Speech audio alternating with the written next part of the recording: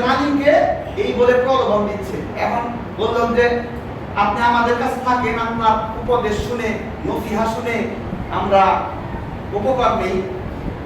Abu Hazem বললেন, আমি এর কাছ থেকে এই থেকে পানাহ চাই আল্লাহর কাছে, কারণ আমি আশঙ্কা করি যে আমি যদি আপনাদের এখানে থাকি তাহলে আমি আপনাদের প্রতি ঝুঁকে পড়ব, এর ফলে আল্লাহ তাআলা আখিরাতে আমাকে দ্বিগুণ শাস্তি দিবেন।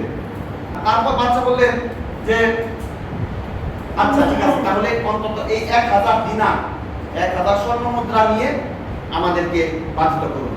তিনি বললেন, আবু হাজেম বললেন যে যদি কখনো বাদশা, আমি ভয় পাই যে আমি আপনাকে এতক্ষণ যে উপদেশ দিলাম সেই উপদেশের বিনিময় নাকি এগুলো, যদি আমার উপদেশের বিনিময় হয় তাহলে আমার যখন অর্থের অভাবে এই রকম অবস্থা হবে, যখন আমার জন্য মৃত পশু, মৃত প্রাণীর গোশত এবং রক্ত খাওয়া হালাল, এবং এক পাশে আপনার অর্থ, এক পাশে ওই মৃত প্রাণীর মাংস আর রক্ত, তারপরেও আমি ওই মৃত প্রাণীর রক্তকেই, মাংসকেই বেছে নিব। সুবহানাল্লাহি ওয়া বিহামদিহি। কথা খেয়াল করেছেন? কথা চিন্তা করেছেন?